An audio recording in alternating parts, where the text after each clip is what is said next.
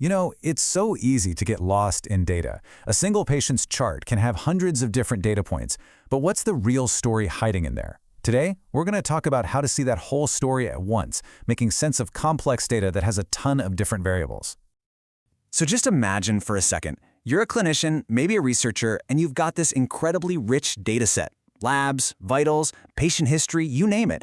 Looking at just one variable at a time, that's kind of like looking at a single puzzle piece. So how do you put all those pieces together to finally see the complete picture?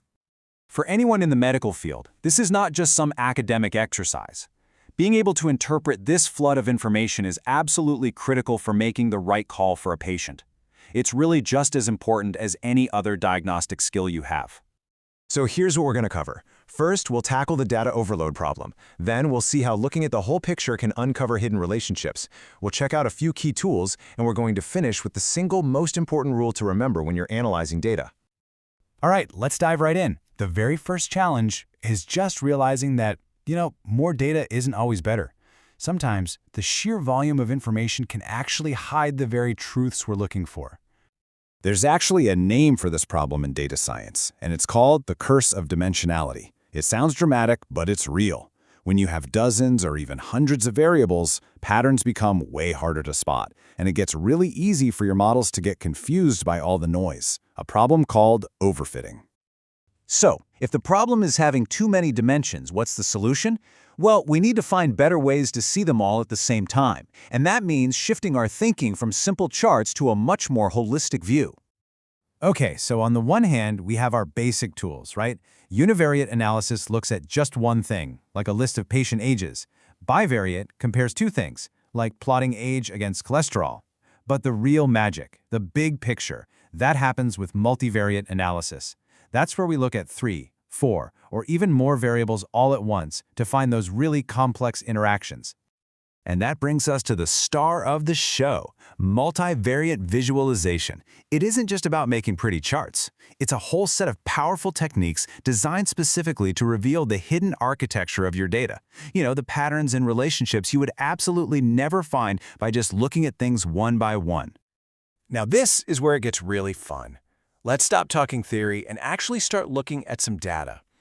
We're going to use a heart disease study to see what these visualizations can really show us. First up, our new best friend, the correlation heat map. This thing is fantastic for getting a quick overview of an entire data set.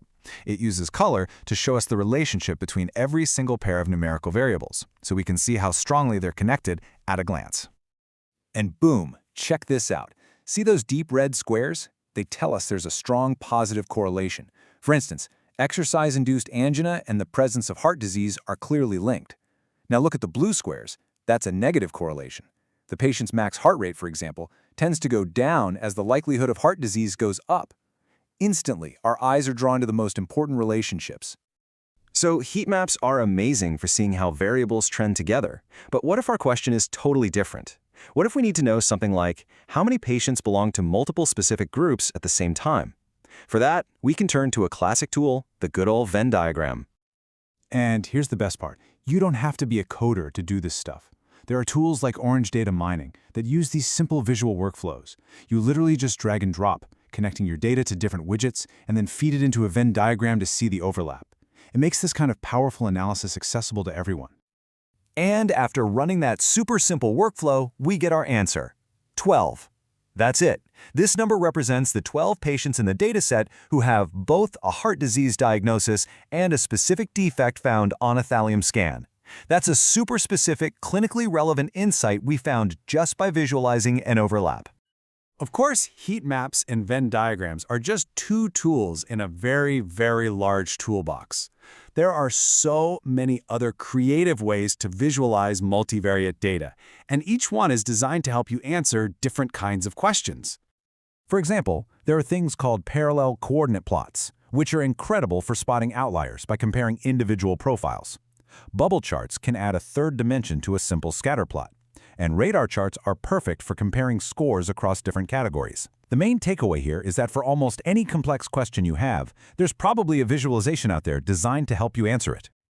Okay, we've seen how powerful these visuals are for finding relationships. But this power comes with a huge warning, and it's probably the most important rule in all of data analysis. When you see a really strong pattern in a heat map or a clear trend in a chart, it is so tempting to just assume that one thing is causing the other. But this is exactly where we have to be the most careful, because our eyes can definitely mislead us.